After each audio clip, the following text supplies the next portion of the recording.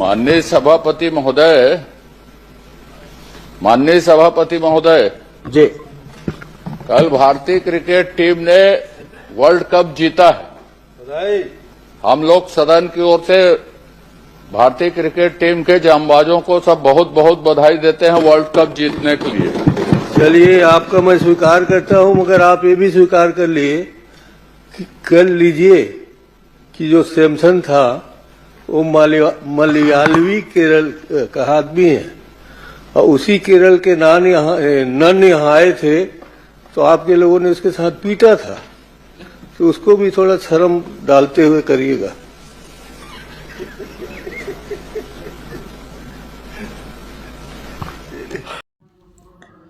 ଖ୍ରୀଷ୍ଟର ପ୍ରିୟ ଭାଇ ଏବଂ ଭଉଣୀମାନଙ୍କୁ ପ୍ରଭୁ ଯୀଶୁଖ୍ରୀଷ୍ଟଙ୍କର ବହୁମୂଲ୍ୟ ନାମରେ ମୋର ଆନ୍ତରିକ ନମସ୍କାର।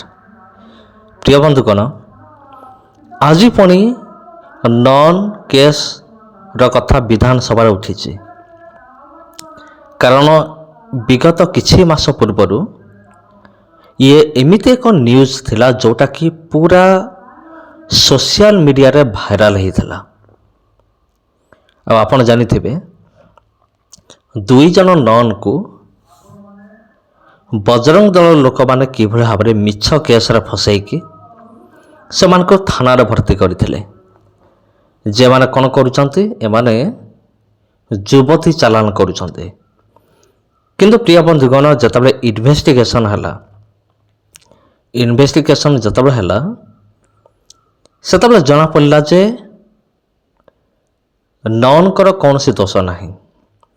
ପ୍ରକୃତ ନନ୍ ମାନେ ଆଉ ସେଇ ଝିଅ ଦୁଇ ଜଣଙ୍କୁ ନିଜ ଘରେ କାମ କରିବା ପାଇଁ ନେଉଥିଲେ।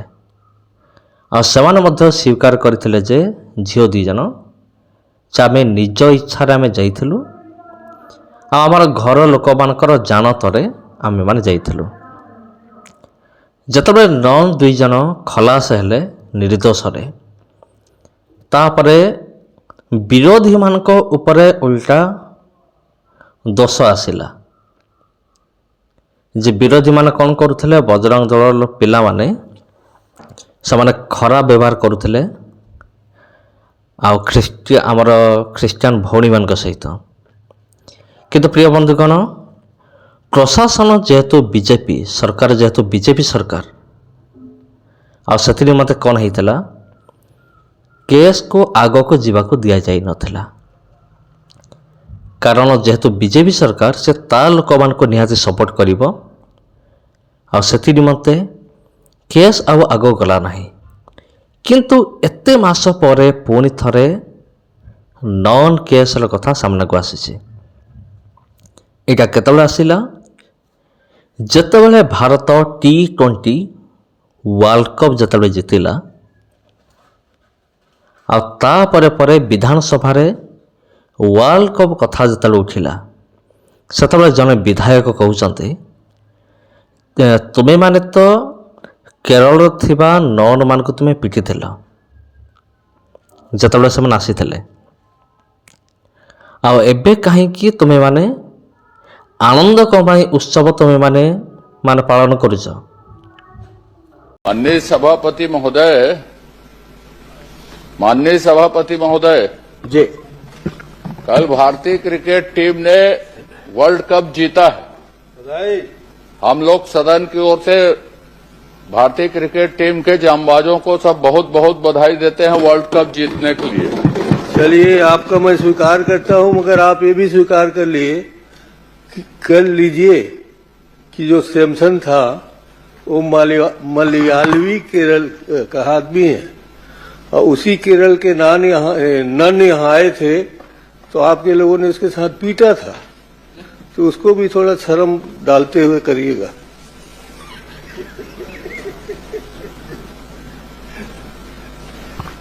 ଦୁଇ ଜଣ ନନ୍କୁ ନେଇକି ଏମିତି ବୟାନ ଆସିଥିଲା ଆଉ କଥା ଉଠିଥିଲା ସଞ୍ଜୁ ସାମସନ୍। ପୁରା ଦୁନିଆ ଦେଖିଲା ସଞ୍ଜୁ ସାମସନ୍ କେମିତି ଭଲ ପ୍ରଦର୍ଶନ କଲେ। ଆଉ ନନ୍ ଦୁଇ ଜଣ ସେମାନେ କେରଳର ଥିଲେ ଆଉ ସଞ୍ଜୁ ସାମସନ୍ ସେ ମଧ୍ୟ କେରଳବାସୀ।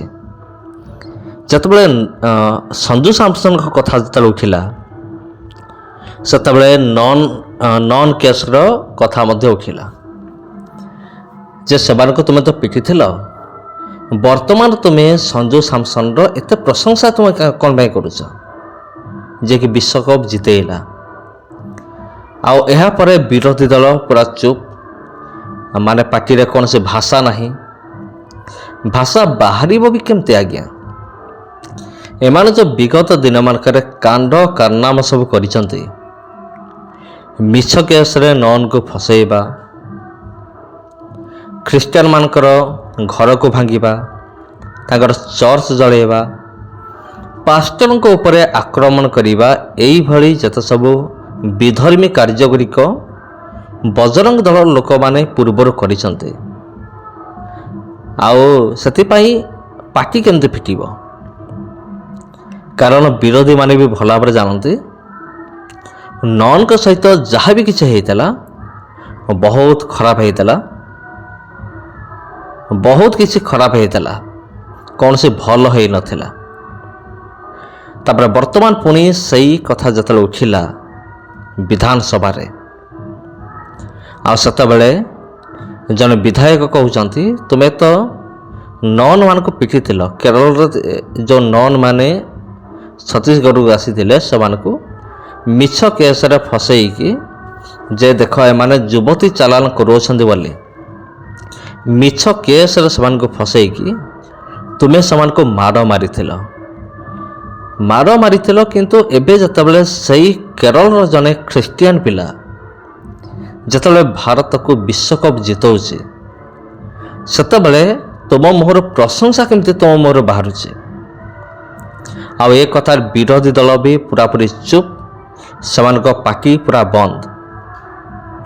ତେବେ ପ୍ରିୟ ବନ୍ଧୁଗଣ, ଏହି ଘଟଣାକୁ ନେଇକି ଆପଣ କ'ଣ ଭାବୁଛନ୍ତି? ନନ୍ କେସ୍କୁ ନେଇକି, ସଞ୍ଜୁ ସାମସନ୍କୁ ନେଇକି ଆପଣ କ'ଣ ଚିନ୍ତା କରୁଛନ୍ତି? କମେଣ୍ଟ କରିକି ନିଶ୍ଚିତ ଭାବରେ ଜଣାନ୍ତୁ। ହଁ ପ୍ରିୟ ବନ୍ଧୁଗଣ, ଆଉ ଗୋଟେ କଥା କହିକି ମୁଁ ଶେଷ କରିବି। ଦେଖନ୍ତୁ,